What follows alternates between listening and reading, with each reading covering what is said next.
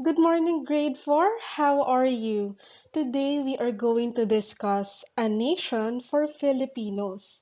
If I may ask you, do you have any idea on how many Filipinos are here living in the Philippines? Questions to ponder. Can you describe the causes and effects of population changes in the Philippines? How does the country's topography affect the activities of Filipinos in different regions? And can you describe the social services available to the Filipino people? As the Philippine population increases, resources and economic activities needed to meet the basic needs of the people also increase. On this lesson, we will find out the meaning of different terms. For example, the population. The population of a country, a province, or city, or even a barangay refers to the total number of people living in that place at a given time. On the other hand, demography is the statistical study of human populations, especially with reference to the features and conditions of the population in a particular place. In the Philippines, we have National Statistics Office or NSO to give an update on the total population of our country. This year, 2020, there are about 109,581,087 people living here in the Philippines, and the Philippine population is equivalent to 1.41% of the total world population.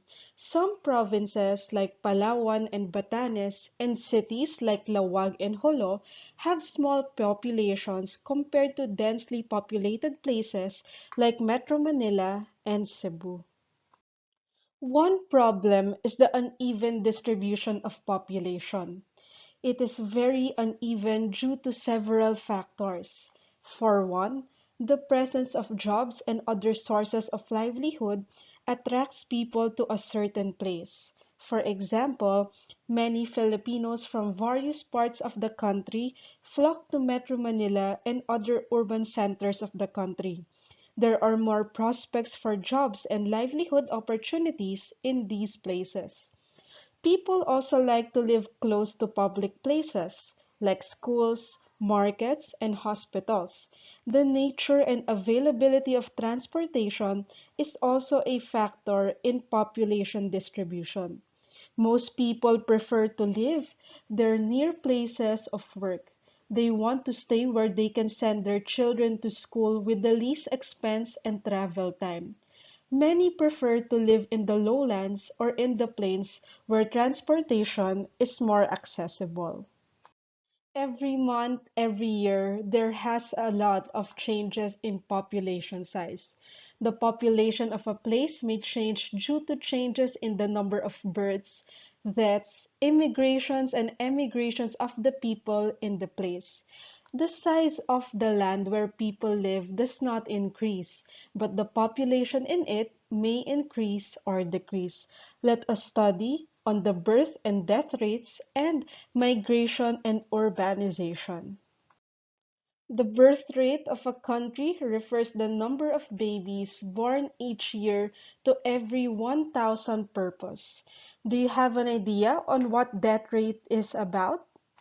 On the other hand, death rate refers to the number of people who die every year for every 1,000 persons. The difference between the birth rate and the death rate is called net rate. The net rate determines the increase or decrease in population.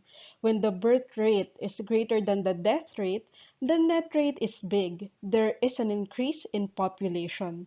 When the birth rate is high and the death rate is also high, then the net rate is also high.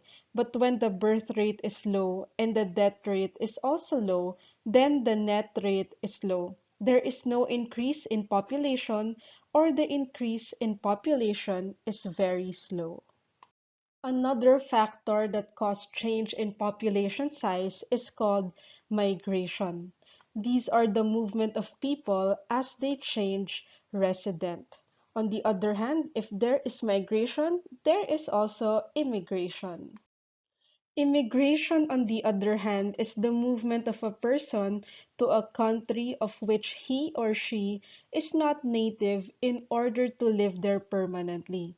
There is also what you call emigration, which is it is the movement of a person away from his or her country permanently in order to live in another country. When a person migrates to another place, the population of that place increases, while the population in his or her previous residence decreases. Urbanization is the increasing concentration of people in cities. Happens when people flock to places with better roads, public utilities, and services such as this found in the cities. In the Philippines, urbanization has happened very fast during the last 50 years. Metro Manila has now become one of the most populous cities in the world. There are many causes of rapid urbanization. Critics say that people are attracted to the bright lights and excitement in the cities. There are, however, more serious reasons for city migration. The fast rate of urbanization in our country has resulted in many serious problems. As a result of the dense population in a very small land area, Metro Manila is now facing grave problems. More than 1 million people have no permanent housing. The cost of housing is too expensive for millions of Metro Manila residents who have no money to buy small houses or rent apartments, not even rooms. The wages or earnings of these people are barely enough for food and clothing. In order to survive, they build makeshift houses on vacant lots near their places of work. This is the reason why many informal settlers are found in Metro Manila. In 1987, the government of the Philippines introduced a constitution that affirms equality for all citizens, regardless of gender.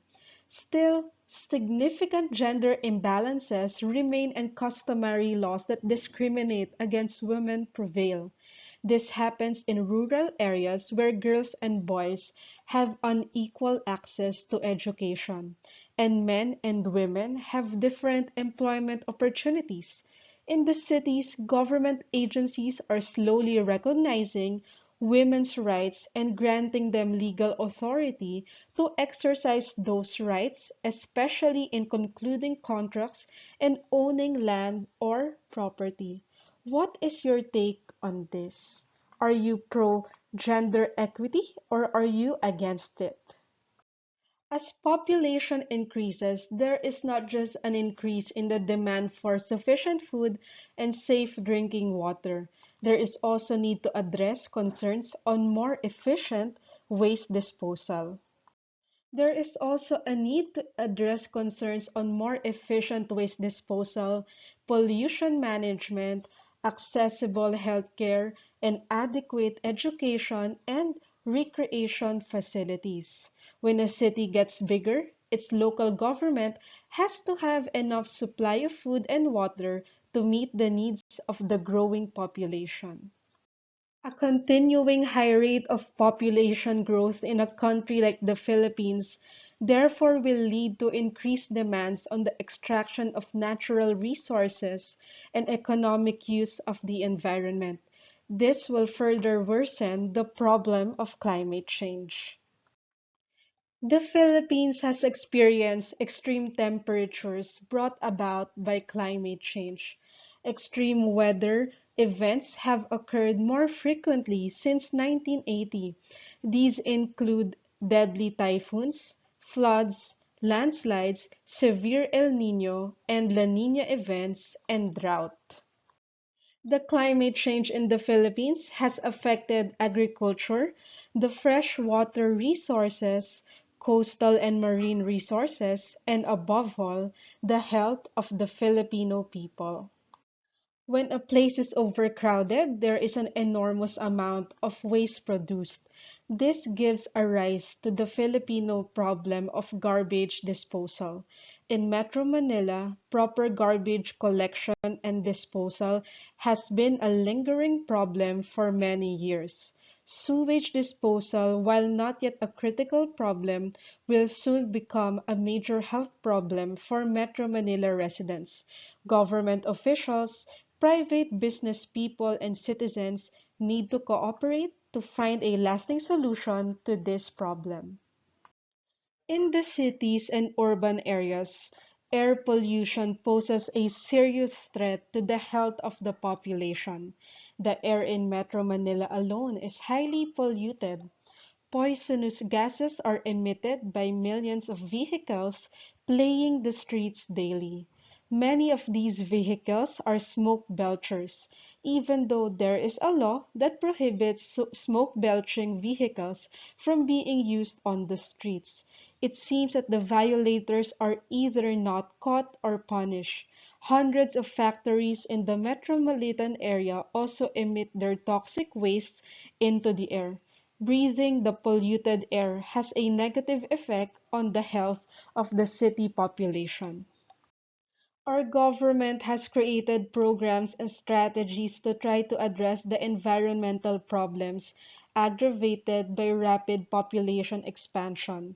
The Comprehensive Agrarian Reform Program, or CARP, was created to allow tenant farmers to own the land they cultivate so they can live productively in the rural areas and not have to move to the cities to look for work and livelihood.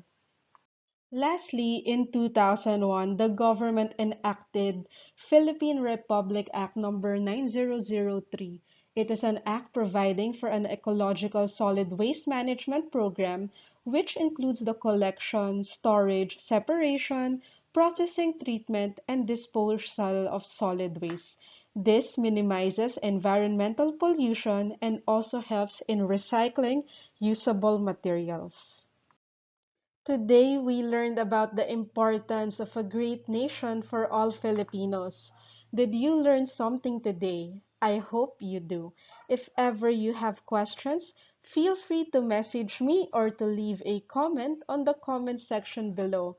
Thank you so much, Grade 4, and God bless you.